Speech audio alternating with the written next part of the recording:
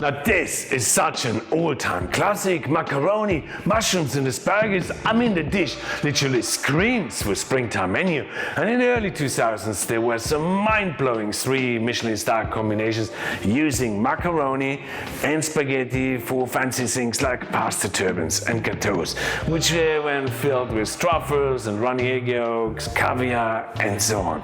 Now the best thing is, it is an evergreen.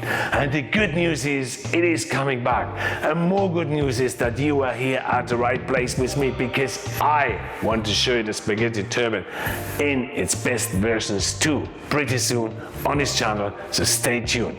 Now the bad news is, well, there's no more good news.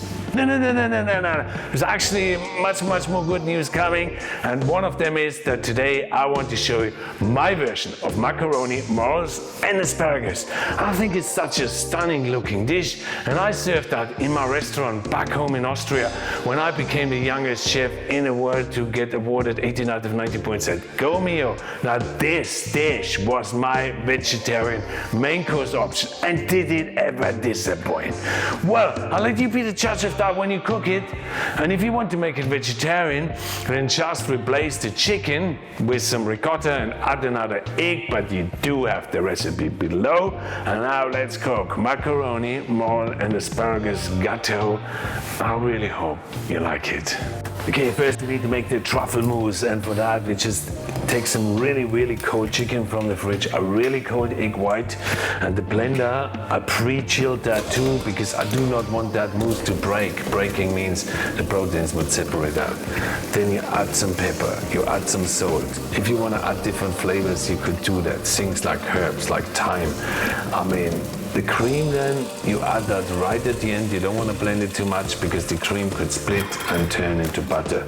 So that is my basic chicken mousse. To that, I add now loads and loads of truffle. And then you blend that again. And here we go. That is my truffle mousse. I need that later on to stuff my morels and to stuff my macaroni.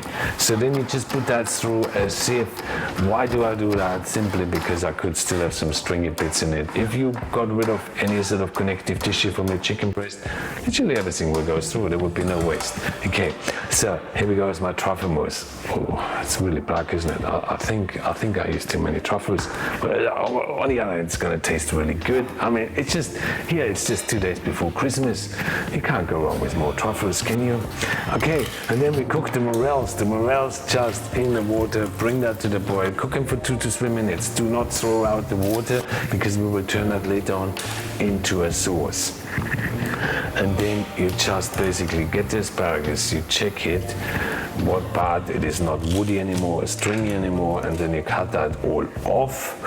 And I like to use some really thick asparagus. Now green asparagus are obviously very different from white asparagus. Green asparagus is basically grown above the ground, and white asparagus is grown below the ground and harvested in the early mornings or still at night time. So it has never seen the sun, hasn't developed any chlorophyll. So those two things are really different. For my dish, green asparagus is better because it has slightly a bit more flavor and it is not so bitter. So usually I always prefer white asparagus, but not in this dish. So now just cut the asparagus tips all into the same length. I did the same with the morels, okay? So everything is the same length. Then I take the asparagus and just cut it into sort of thin slices, because I will turn that into an asparagus confit, which I then will add into the gâteau later on. So now let's fill the morels. Get a little piping bag, fold it over. Now if you want to learn more about that, please check out my video on chocolate eclairs. Tell you lots about there too. And then just fill that mousse into the piping bag. Now if you have any of this leftover mousse, it freezes really well, so don't worry if you made a bit too much. And now just pipe that into the morels. I mean, I know you're gonna say you wouldn't have to use truffle in that mousse. I could have just used morels, and you're totally right. But hey, I mean, you know, in sort of 3 Michelin star restaurants or 2 Michelin star restaurants or whatever it is, you just always want to be impressive. I mean, you know, Doesn't always make sense, does it? Anyway, so next we cook the macaroni. So macaroni, you need a really, really good quality macaroni, okay? Because cheap ones will simply not give you the texture what you want, and you need to cook the macaroni all the way through, so no al dente. You actually benefit if you overcook them a little bit, because you do not wash them. Do not wash your macaroni, because if you don't wash them, they will stick really well together. Then get 2 rings, and a smaller one and a bigger one, and get some baking paper, because that you need to keep the gâteau in shape. So it's a bit chefy, it's a bit complicated. It's actually not, just use a cake cutter. And then you pipe a little bit of the truffle mousse on the bottom of the ring. Then you put the second ring in there, and you can see the baking paper is enormously important, because I do not want the macaroni to stick to the mold. Okay, I don't want to add a ton of butter there too, because it doesn't need it. I want to keep it nice and dry. Then the macaroni as well, you're gonna have to cut them all into the same lengths. The asparagus the same lengths, macaroni are the same lengths, and morels are the same lengths. So really, really important, so it looks good. So do not muck that up. Then you just stick all this macaroni in there.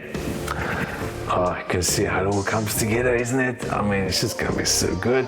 And then you just basically really crowd it. And now, because you haven't washed the macaroni, they will stick by themselves. Okay, that's the big trick of that. A lot of people wash it, and then it's literally the pasta never sticks.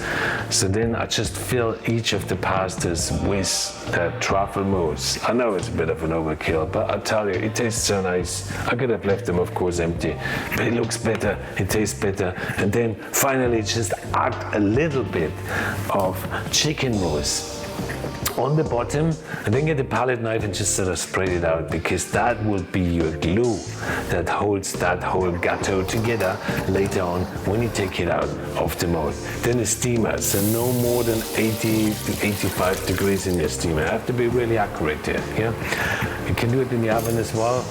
You know, basically turn the oven into a steamer. The morels go in there as well, and then you steam it for approximately 12 to 15 minutes to just cook the chicken through. The pasta is cooked already, the morels are cooked already. So just fish that all out, and then we're gonna start assembling the gâteau in a second. And the next thing I need to do is basically we cook the asparagus too as well. So simultaneously you could cook the asparagus confit, which I will show you now. So a bit of butter into a pan. Oh, I love butter. I mean, there's never such a thing as too much butter. And then you create an emulsion, yeah? So you toss that together, you add the asparagus, and you cook that for no longer than 1 or 2 minutes. Season it with salt and pepper. Now, if you want to add some herbs, really nice too. Chives is great, and chervil. And then just cook away all the water. The asparagus should be still nice and crunchy. Oh, here we go. You could do that simultaneously while you cook the asparagus tips or the morels and the gâteau, and then it's time to assemble.